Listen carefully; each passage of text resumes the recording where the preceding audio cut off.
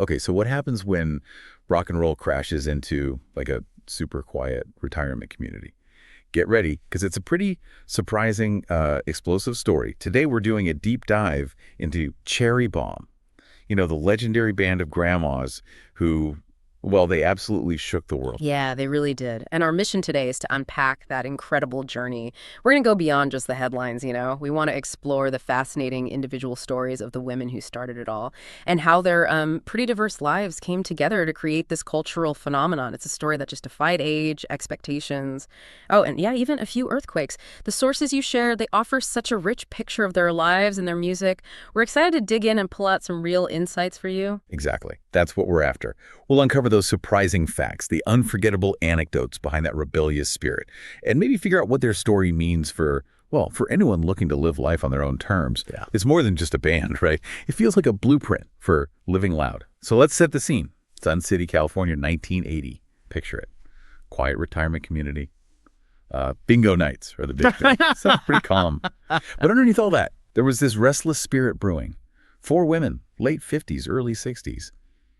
They just weren't ready to fade away. And that shared restlessness, that was the real spark. The origin story is just classic Cherry Bomb, isn't it? In a moment of accidental rebellion at the local Baskin-Robbins, they ran out of ice cream. So the staff starts offering whipped cream and cones instead. And the women, they're caught in this weird moment, start laughing. And right then, licking whipped cream, someone just blurts out, "We're a cherry bomb ready to explode." Yeah. Agnes even suggested adding cherry syrup, for that signature sweet tart kick for their new band ritual. Huh? Love it. And I hear their very first gig at the Sun City Community Center was legendary. What happened there? Oh, legendary is putting it mildly. Our sources paint this wild picture. Dentures literally rattling. The stage nearly collapsed under their sheer energy. It was clear right from the start, they were setting the tone. Unapologetic, loud, unrefined, and just completely themselves. Wow. Okay, let's unpack this then. Let's meet the core 4. I'm really curious, what kind of backgrounds do these women actually have to lead them down this path? It seems so unexpected. It really does. They were just this convergence of vibrant, rebellious pasts. First up, Edna Grantham, nicknamed Granny Glitter pretty quickly. She grew up in Hollywood, totally different scene, excelled at beach volleyball, surfing. What's really fascinating about Edna is her connection to rock and roll way back. She kept all of Ricky Nelson's records. He apparently even confided his own rock star dreams to her.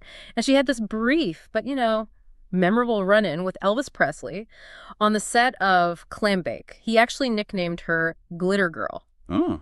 So her natural charisma, that powerful voice, it just became the band's defining sparkle, their lead vocalist, like she'd been preparing her whole life without knowing it. Huh? Elvis. Okay. Yeah. Then you have Mabel Jones, known as Maverick. From Barstow, totally self-taught guitar on some junkyard acoustic. Her rebellious streak, so clear early on, she got expelled from high school. Expelled? For what? For hot wiring a car. Yeah. Just so she could get to a gig. Yes, way. Her dream was always building her own cherry red Harley Davidson. She named it Cherry Bomb. So Mabel brought that gritty, no-nonsense lead guitar style, and that spirit just never quit. Even at 100, she was famously roaring down Salt Creek Trail on that Harley, got arrested, totally unapologetic, then hit the BMX park. 100 years old on a BMX bike. Incredible. Okay, here's next. Next is Agnes Walsh. Aggie!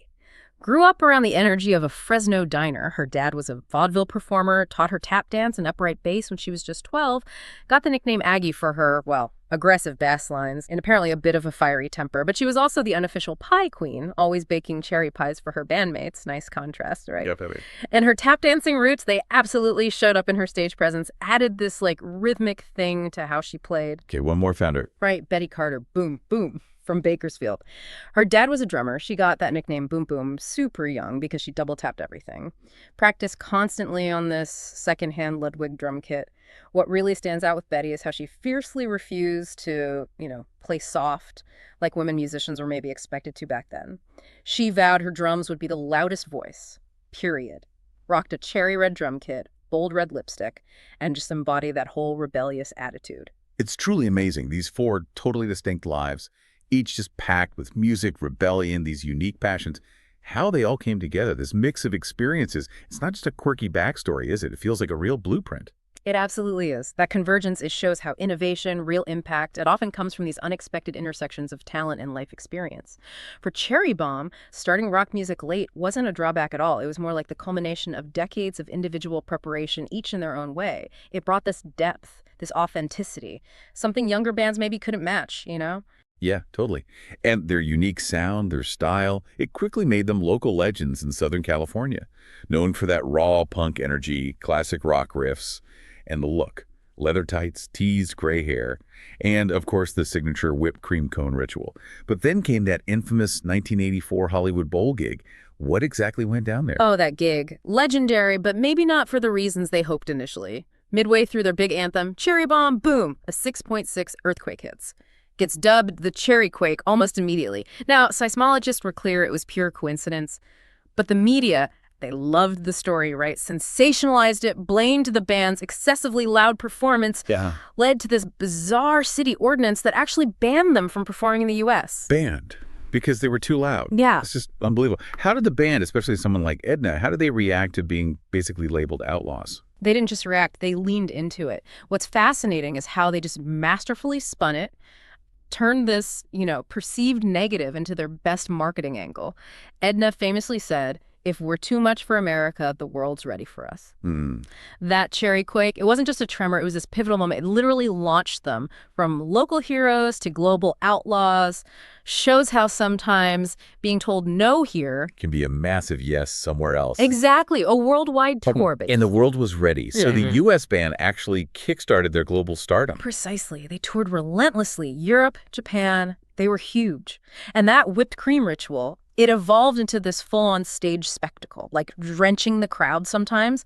They put out these cult classic albums, Whipped Cream Dreams in '86, Granny's Gonna Get Ya in '88, cemented their international rep. Wow. Okay, so during this global phase, the lineup started to change, right? We saw Agnes Walsh, Aggie retire in '87, arthritis, I think, who stepped into those formidable shoes, big shoes to fill. Huge shoes. Agnes passed her bass to Wild Wanda Lee. Wanda was this former roller derby star, LA T-Birds, legendary team. She'd even skated in that Raquel Welch movie, Kansas City Bomber. Kidding. Yep. Her roller derby agility, the mohawk, it just blended perfectly with Cherry Bomb's whole punk vibe on stage. She'd often incorporate cherry red skates into her performances, brought this whole new, kinetic energy. Okay, wild. And then came the famous whipped cream feud. That led to Betty Carter leaving in '92. Sounds almost funny. An argument over chocolate versus vanilla whipped cream breaking up a band. What does that actually tell us about their dynamic? It speaks volumes, actually, about their strong personalities, how individual they were. Yeah, it sounds trivial, maybe, but it really showed how deeply ingrained those rituals, those identities had become. For Betty, the chocolate whipped cream was her thing, her unique mark. For the others, vanilla was sacred to the Cherry Bomb name. It just shows that even tiny quirks, when you hold on to them passionately, they become part of the legend, underscores their commitment to their own vision, even, within the band itself. That's a great point. It wasn't just about the flavor. And the lineup kept evolving, right? Did Mabel also step away eventually? She did, yeah. Mabel retired in 2010, also arthritis. But not before she passed her cherry red guitar to Razor Rita Reynolds, a younger player, making sure that fire kept burning, Good for her. Thankfully, that crazy U.S. ban on Cherry Bomb was finally lifted in 2000, and they made this triumphant return, headlining huge festivals like Coachella. I remember seeing pictures of Edna's surfboard-shaped microphone stand. Iconic. What about the band in more recent years, though? Well, yeah, the band faced those inevitable changes as time went on. Betty Carter passed away in 2020. And then Edna Grantham in 2024 left a huge void, obviously. But the really remarkable thing is how Cherry Bomb just continued adapting, honoring that legacy. So who stepped into Edna's legendary role? Who's the new voice of Cherry Bomb? That would be Donna Doom. And her story is amazing. It's totally full circle. She grew up in Sun City, just like the original Grannies did. Idolized Ricky Nelson, too. She was actually a massive Cherry Bomb superfan. And get this. Yeah. She caught one of Edna's tossed whipped cream cones at an early show, like a literal passing of the torch. Later joined as a backup vocalist, got mentored directly by Edna, treated her like a great niece, the sources say. That's an incredible connection. Yeah. So how has Donna shaped the band's sound and look now in this new era? Well, Donna's new stage look, it really blends Edna's legacy, the gray hair, the leather tights, with her own style. And she wields that whipped cream cone like a scepter now. It's quite the image. The 2025 YouTube video for their anthem Cherry Bomb, it captures it perfectly. You see Donna leading the current lineup, that's Wanda on bass, Rita on guitar, and Dynamite D. Jackson on drums now. And they weave in these really heartfelt tributes to the originals. A drum roll for Betty, a Harley Rev sound for Mabel, a cherry syrup drizzle visual for Aggie. That's really thoughtful. So what does all this mean for the band's legacy going forward? It means the torch has been passed. It ensures that powerful message defiance, self-expression, it keeps resonating, reaching new generations. Their legacy isn't just about what they did, it's about what they represent. That whole rock till you drop spirit. And a huge part of how that message is delivered, how their story lives on, is right there in their music. Absolutely. And here's where it gets really interesting, I think. Cherry Bomb's lyrics, they just perfectly capture that defiant spirit. They tell the story, cement the message. They absolutely do. Their signature song, Cherry Bomb, it's their essence right there. Not just a band name, it's a mission statement. Gray hair and leather tights. We may be old, we'll carry on. We're gonna blow you away. Even playfully references the whipped cream, the amp set too high where sparks will fly into the sky. It's just this anthem about embracing who you are, whatever your age, and making a loud, undeniable impact. Totally. What else? Then there's Chaos and Fire. That one really dives into resilience, living loud. Lines like, born in a thunderstorm rage, fighting through the chaos, screaming loud, you know I own it. It's not just bragging. It's like a testament to their whole journey, acknowledging the struggles, but fiercely owning their power, their voice. Yeah, you can feel that. And I'll Never Quit. That just screams determination. Declarations like, I'll scream it loud, watch me roar, made of grit, and your privilege can't hold me back, I'll tear through every crack. Incredibly potent stuff, especially coming from women who defied so many expectations about age and gender in rock music. Definitely empowering. For sure. Then, Timeless Rebels. That one has this wonderfully nostalgic but proud tone. They declare their generation the coolest. We wore miniskirts, bell-bottoms, we ruled the nation, cementing their identity as cherry-whipped creamers. It's not just looking back, it's like defiantly claiming their lasting influence, celebrating being trailblazers, still relevant, still cultural forces. I love that. And one more you mentioned. Yes, a direct tribute to their iconic frontwoman, Granny Glitter. It highlights Edna's spirit. Lines like, ain't no quitter, too old to Twitter, she knows how to shake and bake, she works out in all black leather. It's just this loving but still fiercely proud homage to their leader, immortalizing her impact. These aren't just songs, are they? They're anthems. They really reflect the lives these women lived, their experiences, that unapologetic attitude. You can literally hear their whole philosophy right there in the lyrics. Absolutely. And Cherry Bomb's cultural impact, it's been profound. They've inspired so many bands, especially all female acts, older acts, showing them how to embrace their power, defy those expectations. That whipped cream ritual became this global thing. Fans bringing cones to shows, bakeries doing Cherry Bomb specials, whipped cream, cone, cherry on top. That's brilliant. And the Cherry Quake story, I mean, even if it was exaggerated by the media, it absolutely cemented their mythos, didn't it? A band that literally and figuratively shakes the earth. Yeah. It became part of who they were. Totally. Became legendary. And the tributes, they don't stop there. There's actually a statue of the original four Grannies holding whipped cream cones right in Menifee, California, where it all started. A permanent testament to their local roots and their global impact. Speaking of Menifees, you simply have to hear about Mabel Jones's retirement adventures. This is amazing. At 100 years old, okay, roaring down Menifee's Salt Creek Trail on her Harley, gets arrested, but is completely unapologetic. She tells the police, at 100, you don't ask permission, you ride. I mean, wow. And she wasn't done.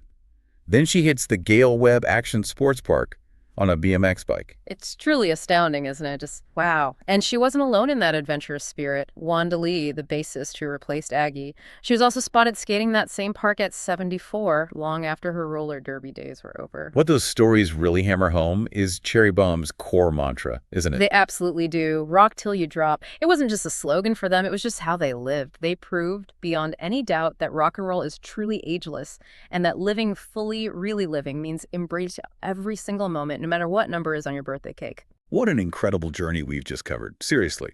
From, small town diners and Hollywood movie sets, all the way to global stages, all with the Cherry Bomb Grannies leading the charge, just defying every single expectation along the way.